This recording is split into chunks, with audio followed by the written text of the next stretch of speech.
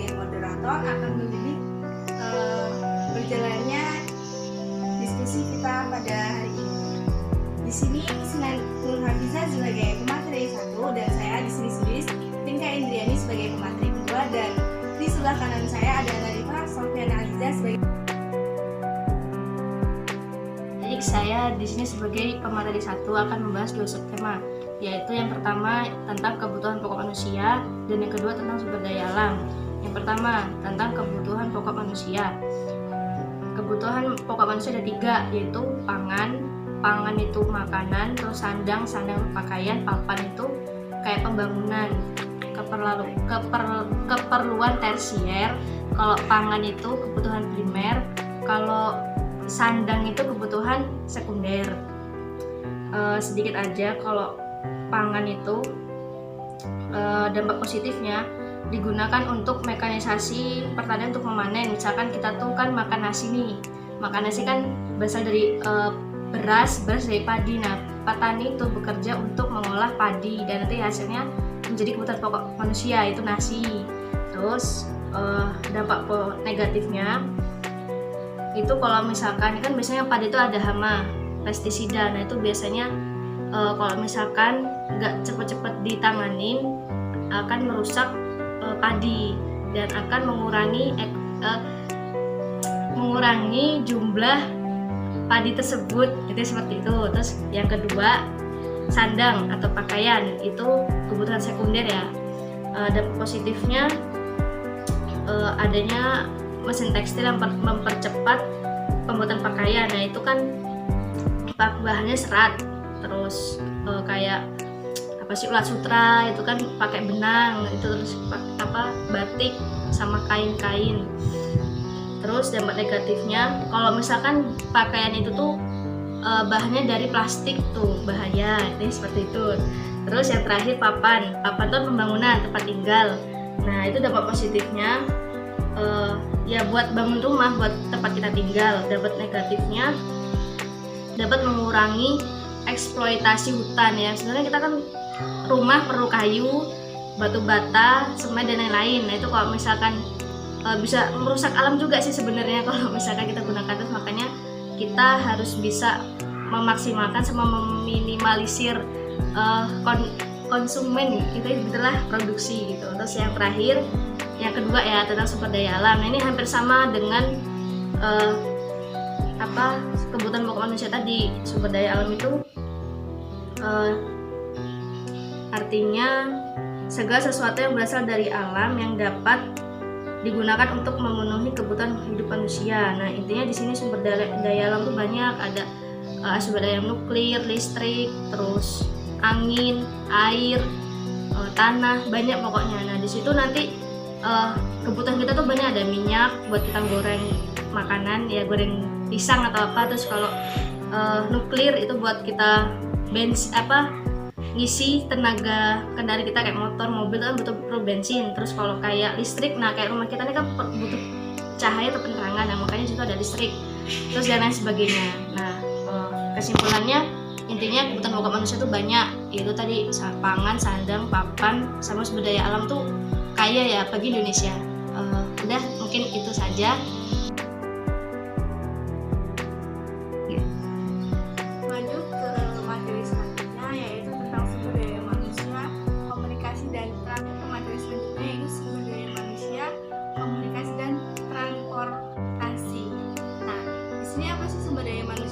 Jadi di sini adalah sumber daya manusia itu faktor utama yang mendukung suatu organisasi atau institut atau perusahaan. Nah, di sini sumber daya manusia sebagai penunjang suatu perusahaan, dia akan menjadi penggerak, pemikir, bahkan perencana untuk bagaimana suatu organisasi atau perusahaan itu bisa maju atau lanjut ke tahap selanjutnya. Nah, karena itu kemudian muncullah istilah baru, yaitu di luar HR atau Human Resource, yaitu HC atau Human Capital. Di sini SDM dilihat bukan sekedar sebagai aset utama, bahkan aset yang bernilai dan dapat diperdagangkan, dikembangkan, atau bisa dikatakan bahwa SDM ini sangat penting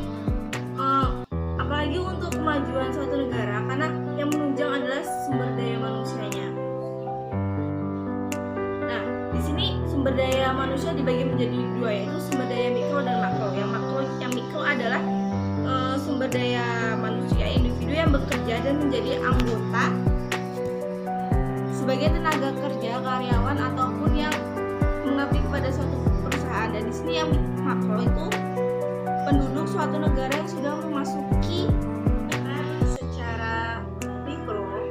SDM itu adalah suatu penduduk negara yang sudah memasuki usia angka kerja maupun dia yang sudah bekerja ataupun seorang yang masih menganggur. Bergerak suatu organisasi baik maupun perusahaan itu SDM berfungsi sebagai aset yang harus dilatih dan dikembangkan kemampuannya. Maksud saja yang keempat, komunikasi dan transportasi.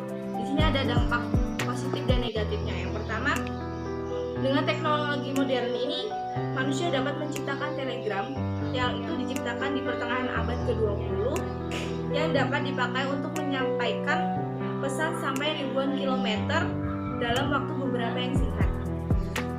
Dan yang kedua itu, dengan teknologi modern manusia dapat menciptakan telepon, dan ini diciptakan oleh Bell tahun 1876 sehingga orang dapat berkomunikasi dengan lancar, dengan langsung, dia dengan bercakap, bahkan mereka bisa berbincang-bincang tanpa harus mengetik atau mengirim via SMS. Dan yang ketiga ini ditemukan radio oleh Marconi 1896. Di sini untuk mengirimkan dan menerima berita tanpa harus melalui kawat penghubung seperti telepon dan telegram. Dan langsung yang keempat, televisi. Di sini kita dapat mengirim suara dan gambar hidup kepada pemirsa dalam jarak ratusan kilometer dari objek yang disaksikan. Di sini kita tidak perlu menggunakan kereta, kita bisa langsung melihat. Dan yang terakhir itu adalah alat komunikasi terbaru, yaitu satelit yang dikomunikasikan dengan radio dan televisi, sehingga semua orang di dunia ini bisa melihat video. Kita bisa melihat lawan bicara kita secara langsung, maupun itu di belahan dunia, kita di sini bisa melihatnya tanpa harus kesusahan. Dan di sini ada dampak negatifnya, yaitu jika kemajuan teknologi ini tidak ditanggungjawabkan oleh orang-orang yang benar-benar dia bertanggung jawab, akan menimbulkan kehancuran di muka bumi ini karena suatu penyalahgunaan dalam pengembangan iptek. Di sini transportasi itu adalah pemindahan manusia atau barang dari suatu tempat ke tempat lainnya dengan menggunakan sebuah kendaraan yang digerakkan oleh manusia atau mesin komunikasi. Di sini komunikasi adalah suatu proses dalam mana seorang atau beberapa orang, kelompok, organisasi, dan masyarakat menciptakan dan menggunakan informasi agar terhubung dengan lingkungan orang lain. Di sini dampak positifnya, dengan diterapkannya iptek modern, orang tidak dapat membuat sarana transportasi yang efektif dan efisien. Yang terakhir yaitu tentang peningkatan kesehatan dan pencapaian kemakmuran. Peningkatan kesehatan merupakan segala bentuk upaya yang dilakukan oleh pemerintah, yaitu baik pemerintah daerah, pemerintah kota, maupun masyarakat, untuk mengoptimalkan kesehatan melalui kegiatan penyuluhan, penyebarluasan informasi, atau kegiatan lain untuk menunjang terciptanya hidup sehat. Kesehatan masyarakat memiliki peran penting dalam upaya peningkatan kualitas sumber daya manusia, penanggulangan kemiskinan dan pembangunan ekonomi. Indeks pembangunan manusia meletakkan kesehatan adalah salah satu komponen utama pengukuran selain pendidikan dan pendapatan. Kondisi umum kesehatan Indonesia dipengaruhi oleh faktor lingkungan, perilaku, dan pelayanan kesehatan. Sementara itu, pelayanan kesehatan terdiri dari beberapa komponen, antara lain ketersediaan dan mutu fasilitas pelayanan. Yang kedua, tentang pencapaian kemakmuran. Dampak positif dalam upaya pemenuhan kebutuhan manusia. Perkembangan IPA dan teknologi dapat mendatangkan kemakmuran materi, sehingga timbullah cabang ilmu pengetahuan baru, antara lain teknik modern yang terdiri dari teknik penerbangan, teknik kimia, teknik sipil, teknik nuklir, teknik listrik, teknik mekanik. Yaitu penggunaan teknik kimia. Orang dapat mendirikan industri kimia dasar yang dapat menghasilkan bahan-bahan dasar untuk keperluan industri lain seperti asam sulfat, asam nitrat, asam klorida, dan asam cuka, dan lain-lain. Penggunaan teknik nuklir. Orang dapat membuat reaktor nuklir yang dapat menghasilkan zat-zat radioaktif, di mana zat-zat ini dapat dimanfaatkan untuk maksud damai. Presentasi dari kelompok kami, bila ada salah-salah kata dan perbuatan, kami mohon maaf. Pada Allah kami mohon ampun. Saya akhiri. Wassalamualaikum warahmatullahi wabarakatuh.